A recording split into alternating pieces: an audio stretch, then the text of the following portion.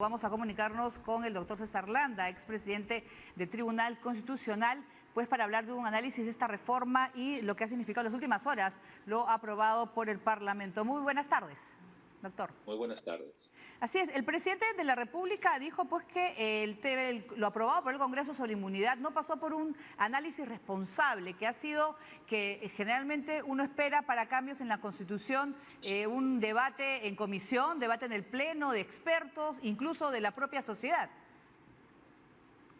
Bueno, el Parlamento tiene una facultad constitucional para reformar la Constitución, pero lo hace en el marco de lo que se llama un poder constituido, limitado por la norma suprema constitucional, y en ese sentido no es un poder constituyente originario que puede decidir en 24 horas o en una semana lo que le parece, ¿no? Por más que sean representantes, porque su facultad parlamentaria y legislativa tiene que estar sujeta a ciertos límites, los límites del poder de la reforma constitucional que el Tribunal Constitucional ya ha establecido en sentencias muy claras, como la sentencia 014 del año 2002, proceso de inconstitucionalidad, o la sentencia 050 del año 2004, proceso de inconstitucionalidad, donde estableció que habían límites formales y límites materiales. Límites formales porque tiene que llevarse a cabo con los dictámenes de la comisión, con el debate plural, intenso, incluso la ciudadanía, los expertos, tienen desde ya que ser escuchados, porque es una deliberación que impacta a todo el sistema democrático, y precisamente un límite material es que esa reforma no pueda afectar lo que se llama los contenidos pétreos, o sea, que no puedan ser modificados, o que se llaman también contenidos o cláusulas intangibles. Y un contenido intangible es la división de poderes, el control y balance de poderes, entendido como el respeto de las competencias que tiene cada poder del Estado. Sí, doctor. El tribunal... Doctor, sobre ese tema, lo aprobado anoche, ¿esta reforma es constitucional o no? Porque hay voces que dicen que no. Sí, evidentemente, ¿no?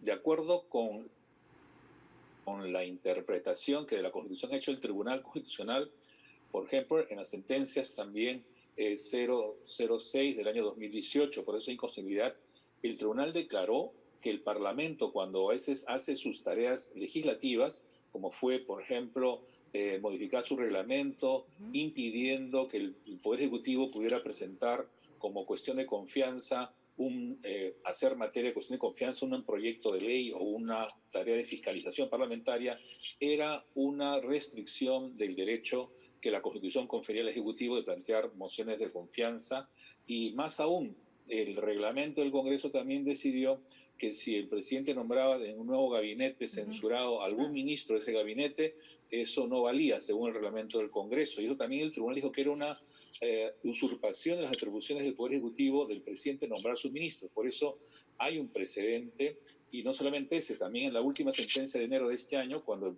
el tribunal resuelve el conflicto de competencia entre el Parlamento y el Ejecutivo, lo que dice es que las decisiones del Parlamento, principio de equilibrio y balance de poderes, y creo que esta decisión de modificar el artículo 117, ¿no?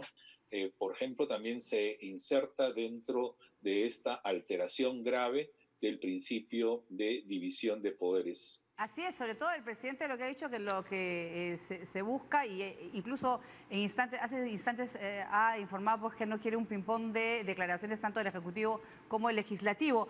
¿Cuál va a ser el papel del Tribunal Constitucional? ¿Puede intervenir en este tema?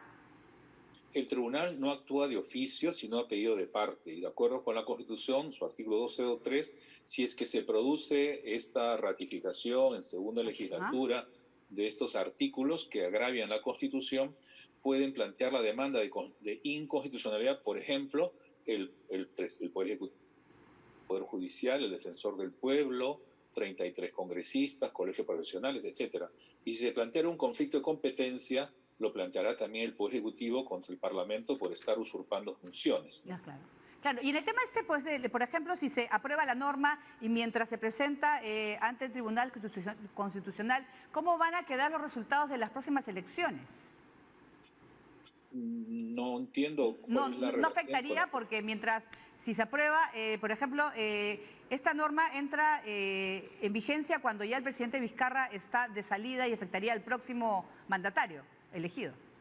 Bueno, toda norma evidentemente tiene un carácter, será aplicable de aprobarse para el periodo actual del presidente o para el siguiente, pero si hay una demanda, por ejemplo, de inconstitucionalidad, el tribunal, si así lo considera, creo que razonablemente declararía sin validez esa reforma, ¿no? O daría una sentencia interpretativa para ajustarla a los estándares del equilibrio de poderes, ¿no?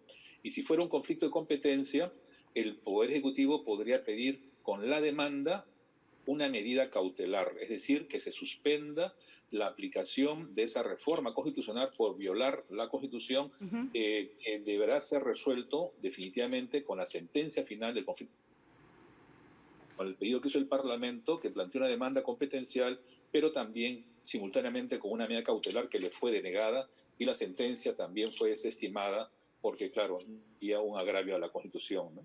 Muy bien, muchísimas gracias. Yo quiero agradecer al doctor César Landa, pues expresidente del Tribunal Constitucional, por hablar del tema y sin lugar a dudas, pues esta reforma aprobada ayer pues necesitaba mucho debate y mucha explicación también, porque no son temas fáciles para todos nosotros.